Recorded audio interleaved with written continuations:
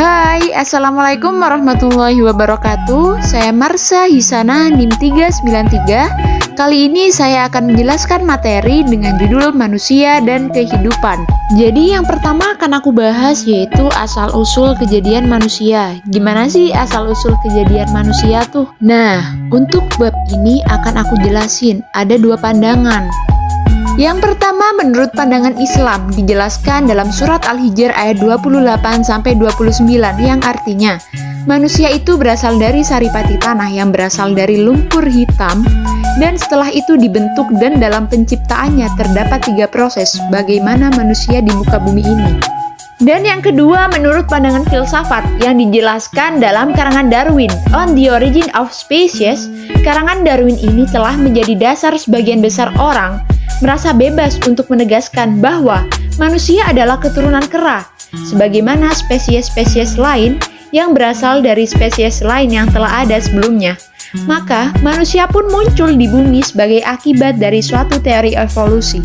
Dan selanjutnya akan saya jelaskan tentang potensi dan kelebihan manusia atas makhluk lainnya. Yang pertama yaitu berilmu pengetahuan, dan manusia dipercaya untuk menjadi khalifah di muka bumi ini. Dan kelebihan selanjutnya yaitu malaikat pun bersujud kepada manusia. Dan yang terakhir, manusia mampu mengungkapkan rahasia alam semesta dengan ilmu pengetahuan yang mereka miliki.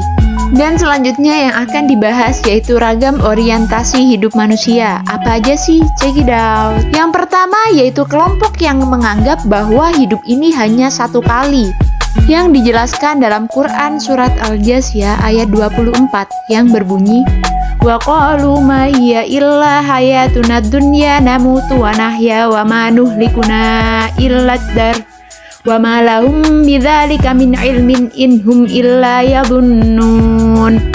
Yang artinya, dan mereka berkata, kehidupan ini tidak lain hanyalah kehidupan di dunia saja. Kita mati dan kita hidup, dan tidak ada yang akan membinasakan kita selain masa-masa. Dan mereka sekali-kali tidak mempunyai pengetahuan tentang itu. Mereka tidak lain hanyalah menduga-duga saja. Dan yang kedua adalah kelompok yang mencintai dunia dan meninggalkan akhirat, padahal mereka tahu ada kehidupan setelah mati, yang dijelaskan dalam Quran surat An-Nahl ayat 107 yang berbunyi, dzalika bi annahu mustahabbul hayatad dunya 'alal akhirati wa annallaha la yahdil qaumal kafirin. Dimana artinya berbunyi, yang demikian itu disebabkan karena sesungguhnya mereka mencintai kehidupan di dunia lebih dari akhirat, dan bahwasanya Allah tiada memberi petunjuk kepada kaum yang kafir. Dan yang ketiga merupakan kelompok yang menjadikan dunia sebagai sawah ladang untuk bercocok tanam dan hasilnya akan dinikmati di akhirat nanti, yang dijelaskan dalam Quran surat Al-An'am ayat 32 yang berbunyi, wa mal hayatud dunya illa la'ibu wa lahu waladdarul akhiratu khairul lil ladzina yattaqun afala ta'qilun. Yang artinya, dan tiadalah kehidupan di dunia ini selain dari main-main dan senda gurau belaka, dan sungguh kampung akhirat itu lebih baik bagi orang-orang yang bertakwa. Maka tidakkah kamu memahaminya? Dan selanjutnya yaitu tujuan dan fungsi dari penciptaan manusia. Yang pertama, sebagai pengurus atau khalifah bagi planet bumi. Tujuan manusia diciptakan salah satunya adalah dibentuk sebagai pengurus atau khalifah di planet bumi ini. Hal tersebut telah dinyatakan dalam firman Allah, Quran surat Al-Baqarah ayat 30, yang artinya, ingatlah ketika Tuhanmu berfirman kepada para malaikat, sesungguhnya aku hendak menjadikan seorang khalifah di muka bumi. Dan yang kedua yaitu untuk menyembah Allah. Tujuan manusia diciptakan juga memiliki tujuan agar manusia dapat menyembah Allah sebagai pencipta mereka. Hal tersebut telah dijelaskan dalam firman Allah dalam Quran surat Az-Zariyat ayat 56 yang artinya berbunyi, dan aku tidak menciptakan jin dan manusia melainkan supaya mereka mengabdi kepadaku. Dan yang ketiga, agar manusia mengetahui maha kuasa Allah.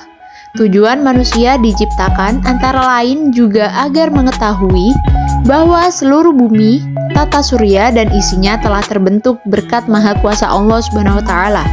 Hal tersebut telah dijelaskan dalam firman Allah dalam Quran surat At-Tolak ayat 12 bagaimana arti yang tertera tersebut. Dan kemudian yang keempat, sebagai bukti kelayakan saat di akhirat. Tujuan manusia diciptakan juga akan menjadi bukti kelayakan manusia akan ditempatkan di mana nanti saat di akhirat. Akhirat mempunyai dua tempat yang bertolak belakang, yakni surga dan neraka. Allah bisa saja langsung menciptakan manusia untuk seketika ditempatkan di keduanya tanpa alasan apapun. Tetapi Allah tidak melakukannya. Karena Allah memilih membuat manusia hidup di dunia terlebih dahulu untuk melihat sendiri amal perbuatannya sehingga layak di tempat mana mereka. Hal tersebut telah dijelaskan dalam Quran surat An-Najm ayat 31 yang artinya berbunyi kepunyaan Allah lah apa yang ada di langit dan bumi agar ia membalas orang-orang yang berbuat buruk sebab apa yang mereka kerjakan dan membalas orang-orang yang berbuat baik dengan kebaikan. Sekian penjelasan materi dari saya. Terima kasih. Semoga bermanfaat. Bye-bye.